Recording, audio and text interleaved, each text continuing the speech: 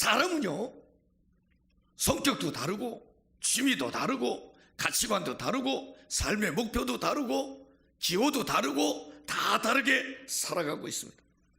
세상을 사는 방식이 다 다릅니다. 자기와 맞는 사람, 닮고 싶은 사람, 함께하고 싶은 사람도 있지만 거리를 두고 싶고 멀리하고 싶은 사람도 있습니다. 문제는 그 중에 지도자가 된 사람, 우리 교회가 갖고 있는 21세기 비전 가운데 리더십 비전이 있습니다. 정말 그리스도인의 가치관을 가지고 그리스도인의 정체성을 가지고 세상을 섬길 세상의 지도자를 배출하는 교회가 되자. 왜냐하면 지도자 한 사람 때문에 한 나라가 흥하기도 하고 지도자 한 사람 때문에 한 나라가 망하기도 하기 때문입니다. 러시아하고 우크라이나하고 전쟁 치른 지가 벌써 1년이 넘었습니다. 어떤 유익이 있는지 저는 잘 모르겠습니다. 러시아에는 어떤 유익이 있는지, 우크라이나에는 어떤 유익이 있는지.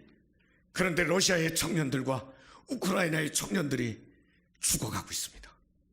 포탄에 맞아, 총에 맞아, 미사일에 맞아 죽어가고 있습니다. 그들이 죽는데 도대체 살아남는 사람들에게 무슨 유익이 있다고 그 전쟁이 계속되는지, 얼른 그 지도자들이 전쟁을 종식시켰으면 좋겠는데 지도자들의 결단이 얼마나 중요한지. 그래서 저는 그리스도의 사랑을, 그리스도의 성품을 지닌 지도자들이 서기를 원합니다. 그런데 진짜여야 합니다. 푸틴 대통령도 성공의 신부님들에게 기도를 요청하고 예배를 참석하고 있고, 젤렌스키 대통령도 목사님들에게, 신부님들에게 기도를 요청하고 있습니다. 저 새끼들 다 뒤지라고, 상대방은 다 죽으라고, 우리만 이기게 해달라고 기도하고 있습니다. 하나님이 그 기도를 어떻게 들으실지요? 바로 믿는 것일까요? 누구의 편을 듣는 것이 옳단 말입니까?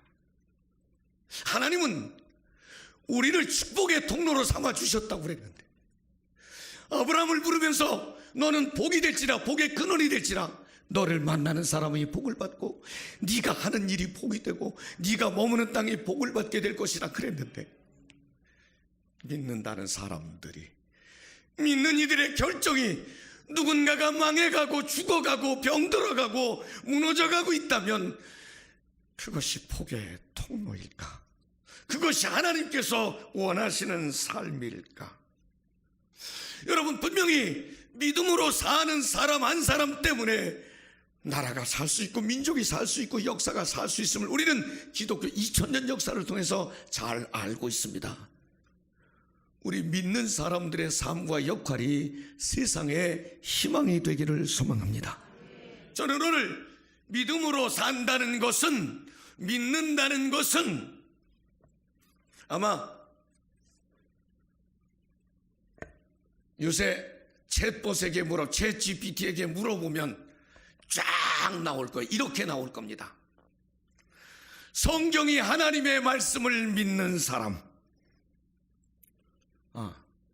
챗 GPT가 했다고 그러니까 아멘 안 하네. 내가 해볼게요. 성경이 하나님의 말씀인 것을 믿는 사람. 그게 믿는 거죠. 그죠? 하나님께서 나를 사랑하신다는 것을 믿는 사람, 내 죄를 용서하셨다는 것을 믿는 사람, 나, 내 자녀, 내 손주, 내 기업, 모두 이것은 하나님이 내게 주신 기업이라고 믿는 사람, 내 소원을 들어주실 것을 믿는 사람, 축복의 약속을 믿는 사람, 믿음의 능력을 믿는 사람, 고난이 있지만 선으로 이길 것을 믿는 사람, 내가 성화될 것을 믿는 사람, 내가 그리스도와 같이 부활하고 승천하고 영생할 것을 믿는 사람. 아마 이것이 믿는다는 것을 정의할 수 있을 것입니다. 믿는 사람은 아마 이렇게 살 것입니다. 동의하시면 아멘 하십시오. 하나님을 전심으로 사랑한다. 그러면 다시 한번, 나는 하나님을 전심으로 사랑한다. 그런 사람은 아멘 하세요. 나는 하나님을 전심으로 사랑한다. 아니, 나 미치겠네. 내가 볼 땐 구란디. 전심으로 사랑하는 것 같지 않는데, 근데 대답은 이렇게 미끈하게 하는지 모르겠네. 내가 눈을 똑바로 쳐다보고 한 번만 더 물어볼게요. 나는 하나님을 전심으로 사랑한다. 아멘 하는 사람들이 진짜인 것 같아요. 죄를 회개하고 돌이킨 자의 삶을 사는 사람, 신적인 성품, 경건과 거룩의 옷, 그리스도의 심장을 품고 사는 사람, 자기를 부정하고 하나님의 말씀과 성령의 감동을 따라 사는 사람, 서로 사랑하는 사람, 세상에 속하여 살지 않는 사람, 그리기 위해서 영적인 싸움을 싸우는 사람, 그리스도의 지체로서 하나님의 아들과 딸로서의 삶을 사는 사람. 그러니까요, 정말 믿는다는 것은, 믿음으로 산다는 것은 예수 그리스도를 온전히 받아들이는 것이고, 그 예수님 때문에 내 삶의 기쁨이 분명한 것이고, 내 삶을 그분과 함께 살아가는 것을 믿음으로 산다고 하는 거 아니겠습니까? 오늘 그 가운데 우리 몇 가지 조금만 좀 수정해야 될 부분들에 대해서 말씀을 나누려고 합니다. 교회는 하나님의 정의, 하나님의 공의, 바른 삶, 의로운 삶, 신실한 삶. 그래서 때로는 그렇지 않은 것에 대해서 우리가 못마땅해하고 불편해하고 때로는 징계하고 막 지적하고 그럴 때도 있습니다. 우리 감리교회도 성경만 있는 게 아니고 교리와 장정이라는 게 성경책만큼 두꺼운 게 있어가지고요, 회의만 하게 되면 빨짱하고 손들고 나와서 법에 의하면 이 사람은 감리사에 자격이 없는 사람인데 왜 무시무시하게 잣대를 들이댑니다. 이런 거예요. 예수님께서 사역을 하실 때 예수님은 말씀을 전하시고 아픈 사람을 고쳐주시고 잘 가르쳐주시고 이 사역을 주로 하셨잖아요. 근데 예수님께서 몸이 아픈 사람을 고쳐주셨는데 왜 안식일이야? 왜 안식일날 병을 고쳐? 안식일날 아무것도 하지 말라고 그랬는데 법을 어겼잖아. 이게 시비를 걸어. 그런데 세상 사람들은 아무도 시비 걸지 않는데 성경 좀 아는 사람, 가운 좀 입은 사람, 기도 좀 하는 사람, 교회 일 좀 하는 사람, 서기관들, 제사장들, 바리새인들, 이 사람들은 왜 안식일날 병 고쳐? 아니 왜 이방 사람들이 교회에 들어와? 아니 왜 이방 사람들하고 그 집에 가서 밥을 먹어? 성경에 그렇게 하지 말라 그랬는데, 율법에 그렇게 하지 말라 그랬는데 다 못마땅하게 보는 거예요. 아픈 사람이 낫는 것에는 관심이 없고 이 율법을 어겼다는 것 때문에 힘들어하고 비난하고 정죄하고 모함하기까지 했습니다. 그러니까 겉으로 보면 진짜 신자인데, 여러분 저 신자 같잖아요. 여러분 저 목사 같잖아요. 그죠? 아무리 봐도 목사 같죠? 목사 안 같을까 봐 내가 주일이면 옷도 이런 거 입어요. 표신하게 하려고. 오늘은 또 십자가도 다 아침에 일부 예배 하고 내려왔더니 나더러 그러더라고. 목사님 뒤집어 달았어요 그러더라고. 그래서 2부 예배 때는 다시 또 뒤집었어요. 십자가도 뒤집어 달기도 하고 다 이렇게. 껍데기는 목사 같은데 들여다보면 전혀 목사 같지 않은 놈. 껍데기는 신자 같은데 들여다보면 너무너무 썩는 냄새가 나는 신자.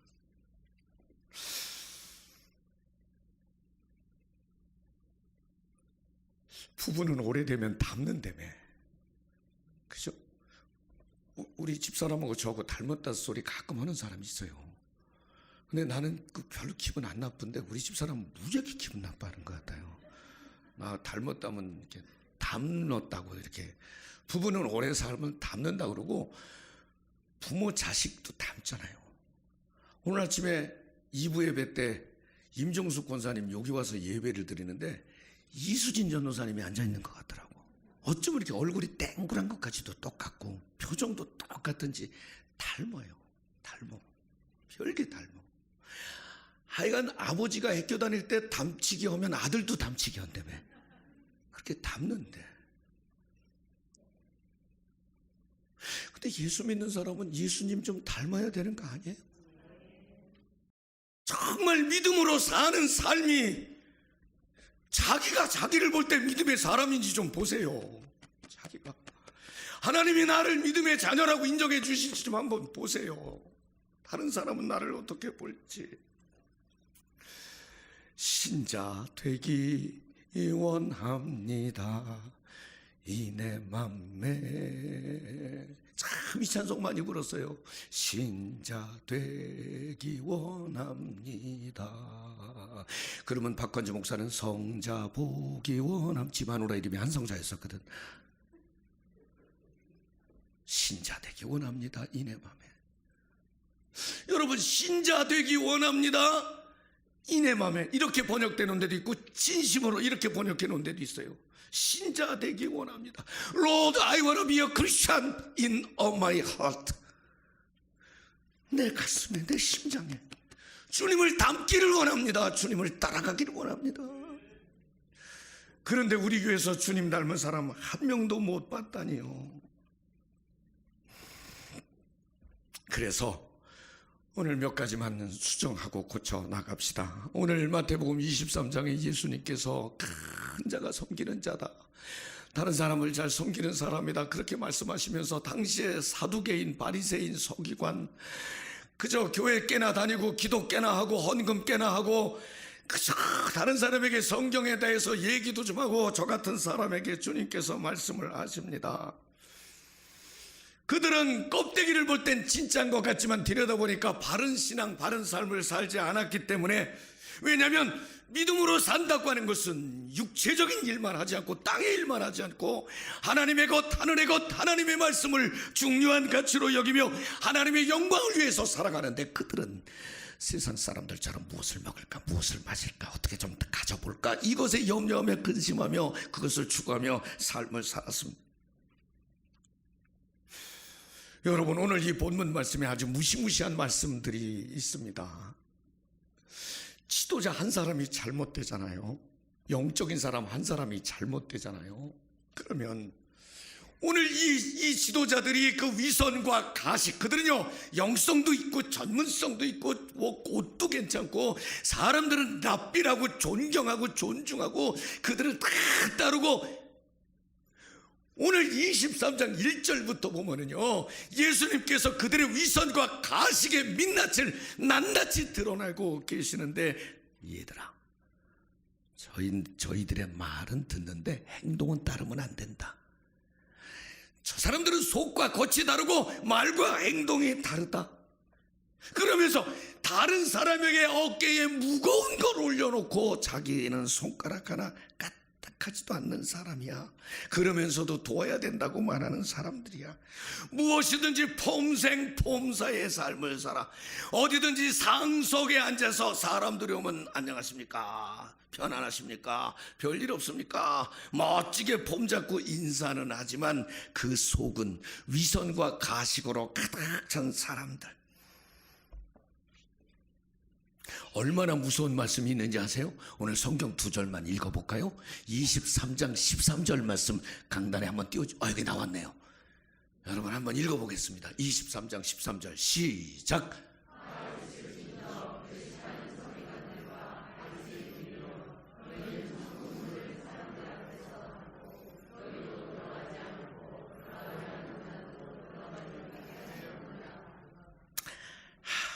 세게 읽어줬으면 좋을 텐데 세게 읽기는 좀 꺼리키는 말이죠. 화 있을진저 너 화가 임할 거야, 이런 뜻이에요. 너 화가 임할 거야. 너 복이 있는 게 아니고 화가 누구한테? 서기관, 사두개인, 바리새인, 제사장, 저한테. 오늘 주님께서는 저한테 너 화가 있을 거야. 너희는 천국문을 사람들 앞에서 닫고 너희가 못 들어가는 건 당연하지만 들어가려 하는 다른 사람도 못 들어가게 하는구나. 이 사람들이 뭐 했는데? 성경 보고 기도하고 전도하고 그랬는데 주님께서는 너희들도 천국 못 가고 다른 사람들도 너희들이 못 가게 하는구나. 왜? 위선과 가식이었기 때문에. 15절 말씀 볼까요? 15절은 더 무시무시합니다. 한번 이렇게 큰 소리를 좀 읽어주세요. 시작.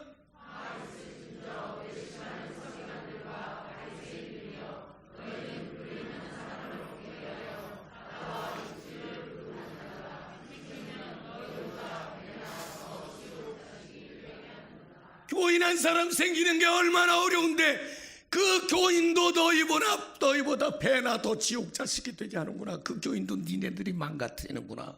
그 교인도 너희들이 실족하게 하는구나.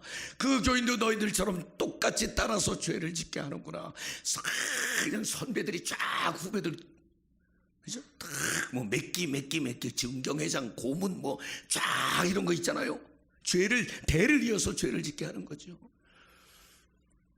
여러분, 한 사람이 잘못되면 자기만 망하는 게 아니라 주변도 망하게 하고요.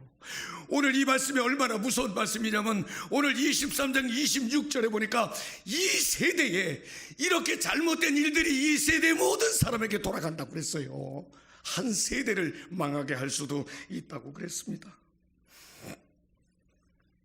여러분, 믿음으로 산다고 하는 거, 주님 앞에 한 걸음 꼭 다가서시기를 바랍니다.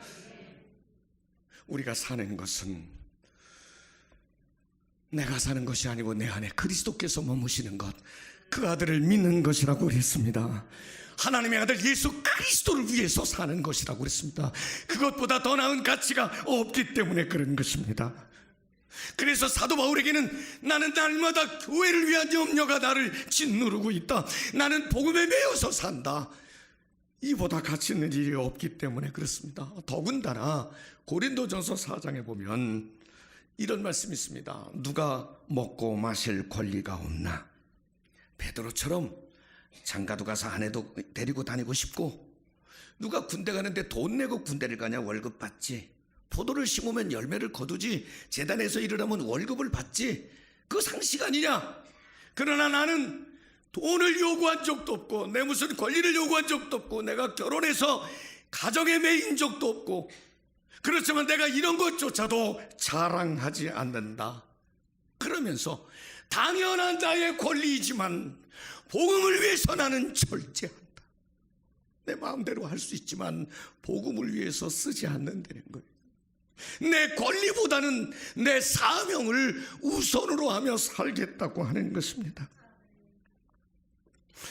누구든지 그리스도 안에 있으면 새로운 피조물이라. 보라, 이전 것은 지나갔으니 새 것이 되었도다. 새로운 피조물이라고 하는 것은 하나님께 영광을 돌리는 존재가 됐다는 뜻입니다. 그리고 하나님의 그 은혜와 사랑을 전하는 존재가 되었다는 뜻이기도 한 것입니다. 말씀을 정리해야 하는데, 여러분 혹시 옛날에 아주 감동적으로 본, 우리 교회에서도 여기 화면을 통해서 한번 본 영화가 있었죠. 이 텔레비전 놓기 전에 큰 스크린으로 패션 오브 더 크라이스트, 그죠? 예수 그리스도의 순환, 그리스도의 고난. 멜 깁슨이라고 하는 분이 만든 그 예수 그리스도의 순환이라고 하는 영화를 본 적이 있죠. 저는 그 예수님의 고난 받는 장면이 너무 리얼해서 사실은 굉장히 볼 때 막 이렇게 마음이 편치 않고 그랬었어요. 근데 그 영화에 얽힌 얘기가 조금 있습니다. 제가 정확히 전하는지 들은 얘기이기 때문에 전할 수 있는지 모르겠습니다. 이 멜 깁슨이 이 영화를 만들 때에 많은 사람들이 반대를 했다는 거예요. 아마 시장성이나 뭐 또 어떤 종교 영화에 대한 것 때문에 그랬는지 모르겠습니다. 투자자가 없어서 이 사람이 자기가 사재를 털어서 이 영화를 만들었다고 그래요. 당시 2,500만 불 정도 들여서 이 영화를, 모든 전 재산을 털어서 이 영화를 만들었다고 그럽니다. 왜냐하면 이 멜 깁슨이라고 하는 사람은 이 영화를 통해서 예수 그리스도의 그 고난, 그 아픔, 그 의미를 세상에 꼭 좀 알리고 싶은 바람이 있었다는 거예요. 왜냐니까 이 멜 깁슨이라고 하는 사람이 굉장히 유명한 사람이었던 모양입니다. 인기도 있었고 또 돈도 있었고 명예도 있었고 부족한 것이 없는 사람인데 기쁨이 없어요.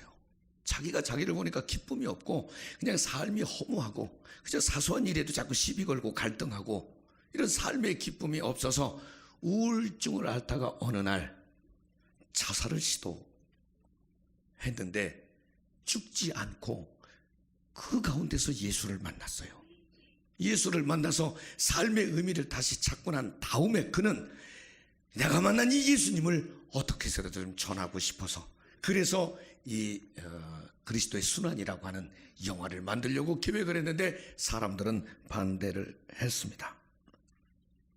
영화를 만드는 중에 기적과 같은 일들이 있었대요.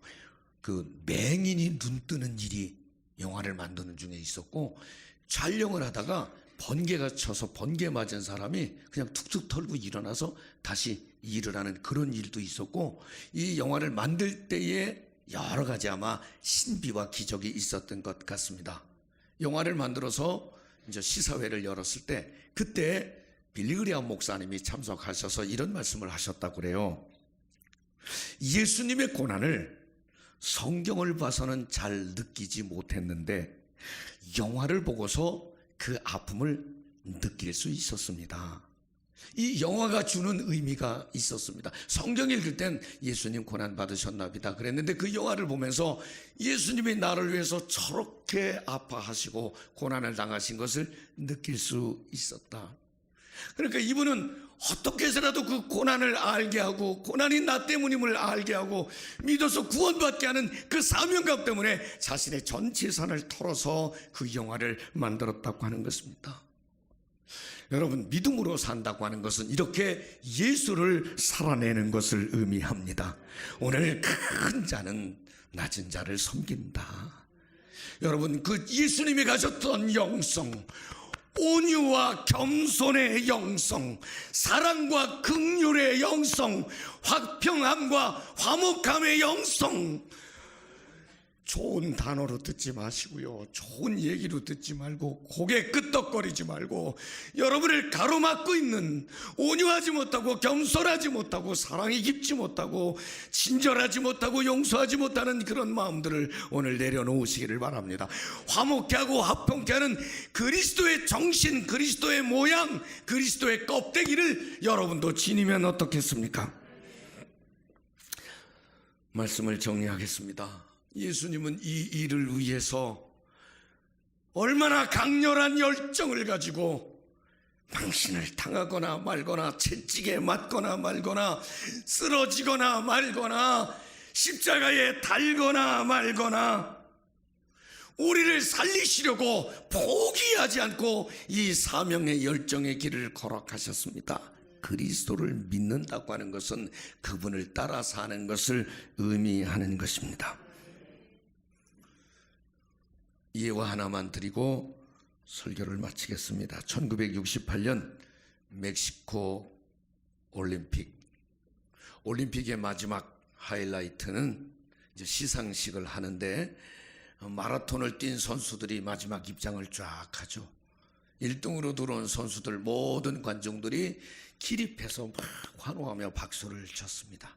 그런데 한참 시간이 지나도 관중들은 자리에 앉지 않았습니다. 시간이 많이 지났는데 맨 마지막에 들어오는 비틀거리면서 다리를 절면서 들어오는 한 선수를 관중들은 끝까지 박수를 치며 환호를 했습니다. 그 선수는 꼴찌로 들어온 선수인데 탄자니아의 아크왈이라고 하는 선수인데 경기 중에 중간에 넘어져서 무릎이 다 깨지고 피를 철철 흘리면서 절면서 포기하지 않고 끝까지 완주를 한 선수였습니다. 보통은 그렇게 되면 중간에 포기를 하고 다음번을 기약하는 게 선수들 건강을 위해서라도 맞는 일인데 이 선수가 끝까지 뛰었습니다.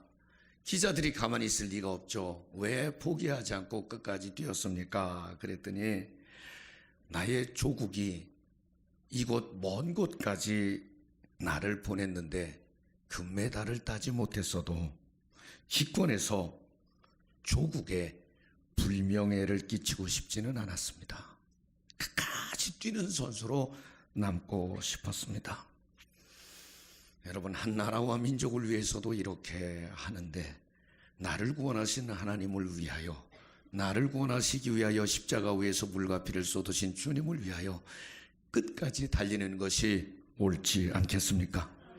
갈라디아서 2장 20절에 내가 그리스도와 함께 십자가에 못 박혔나니 그런즉 이제는 내가 사는 것이 아니요 오직 내 안에 그리스도께서 사시는 것이라. 이제 내가 육체 가운데 사는 것은 나를 사랑하사 나를 위하여 자기 자신을 버리신 하나님의 아들을 믿는 믿음 안에서 사는 것이라. 여러분, 머리로만 살지 말고요, 입으로만 살지 말고요, 손으로, 걸음으로, 몸으로 정말 예수 믿는 삶을 살아내시기를 주의 이름으로 축원합니다.